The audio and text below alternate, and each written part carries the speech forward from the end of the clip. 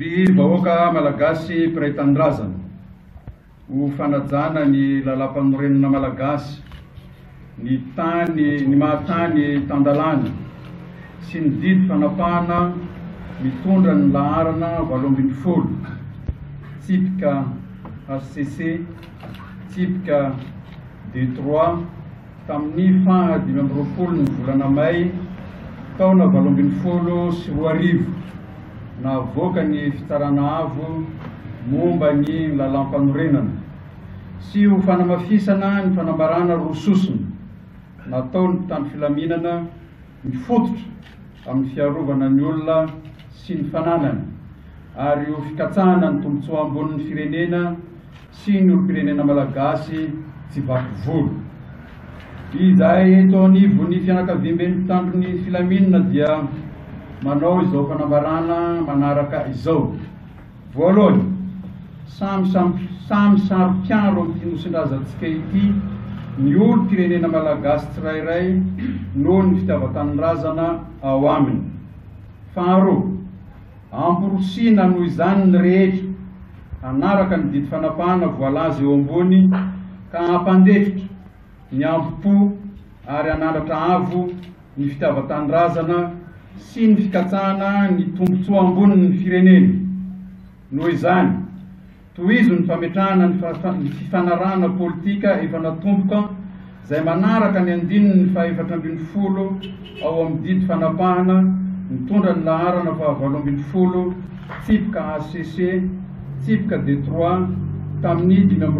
volana May taona 2024 navoaka ny fitsarana avo momba ny lalampanorenana. Fahatelo, raha sanatry ny vavaka ifandroritanareo mpanao politika ny famakina ny andininy tsirairay ao anatin'io didy fanapahana navoaka ny fitsarana avo momba ny lalampanorenana io dia ho loza mitatao ho an'ny tinosin-drazantsika ity izany ka ny fahavalo-pirenena no hahita tombontsoa amin'izany. Fahaefatra, noho izany dia mamporisika ny rehetra izay tompon'antoka amin'izao savorovoro izay mitady ampikantso ny fiainam-pirenena izao izay ato amin'ny fianakaviam-ben'ny mpitandro ny filaminana mba hahatongavanareo amin'ny fitadiavana vahaolana mahomby manaraka ny sotoavina sy ny kolotsaina malagasy, ny fanandrify amin'ny voalaza ao amin'ny savaranon'ando ny lalampanorenantsika izay mbola manan-kery amin'izao fotoana izao. Zany dia ho tanterahana ao anatin'ny tempotona no faritany ny fitarana avo momba ny lalampanorenana araky ny voalaza ao amin'ny didy fanapahana izay navoakany. Fahadimy, raha tsy tanteraky izany dia hijoro ny fianakaviam-ben'ny mpitandro ny filaminana amin'ny maharorika farany azy ireo ho fanajana sy ho fampiharana ny voalaza ao amin'ny andininy 120 ao amin'ny lalampanorenana ny Repoblikan'i Madagasikara ary tsy hamela ny firenena ho latsaka ny katerena amin'ny fanaovana ny tinosin-drazantsika ity takalonaina sy na ankivo. Ho an'ny tanindrazana natao teto Antananarivo ny andro ny androany faha 1 ny volana May taona 2024. Zay sy zay ny fanambarana tafikena nomena hery iny dia ambava homana ampo mieritreritra.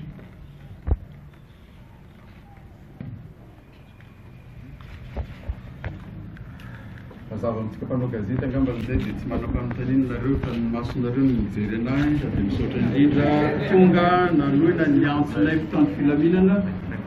dia misaotra tompo dia veloma tompo.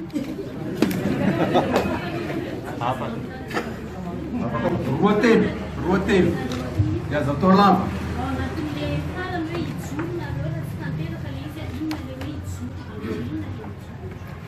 Eto dia samy tompon'andraikitra itsika rehetra na izay mpitandro filaminana na anareo mpanao gazety misy zavatra voalaza ao amin'io andininy faha 120 ny lalampanorenantsika io. Maniraka anareo hamaky azy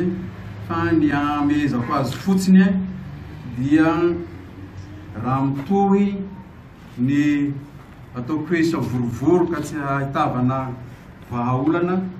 dia ho tafalatsaka amin'ny ataony vazaha hoe situation d'exception ny firenetsika izahay dia mbola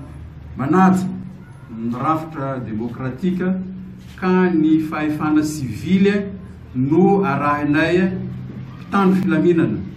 dia izay no ataoko hoe fandraisana andraikitrinay sy fijoroanay eto anivon'ny mpitandro filaminana fa dia mahafantatra tsika rehetra inona ny tokony atao amin'izany, inona ny tombontsoa ary inona ny mety ho fatiantoka vokatrin'izay fahalasahantsika ao anatin'ny situation d'exception zay.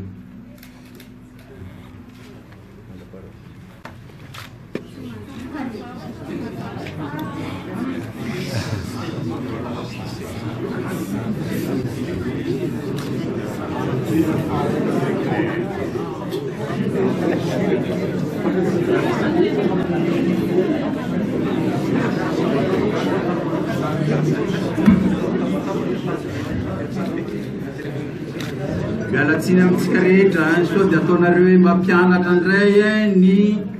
tompon'andraikitra eto anivon'ny mpitandro filaminana. Itsika anatin'ny tefitrano ity dia sady mahay ny teny razantsika zao ifandraisako amintsika rehetra zao no mahay ihany koa miteny sy mamaky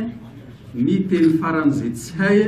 fa dia miangavy anareo an-tanandroa zahay ary ampanetretena fa dia ao anatin'ny internet ny lalam-panorenana dia sokafana io dia jerentsika le andinin'ny faha 20 dia vakitsika le izy dia azotsika raha ilaina zany situation d'exception zany dia faritany lalàna 1.20 tsipika aotra 1.20 dia miangavy anareo ihany koa mba mitady reto fahazazatra tolorana fotsiny fa izay no mahatonga antsika io misavorovoro foana zatra mitolorana fa tsy mitady zay ngamba ny vateny azoko omena anareo dia faritany lalàna 1.20 tsipika aotra 1.20 ny situation d'exception zay faritany ny andininy fa 1.20 ao amin'ny lalam-panorenatsika.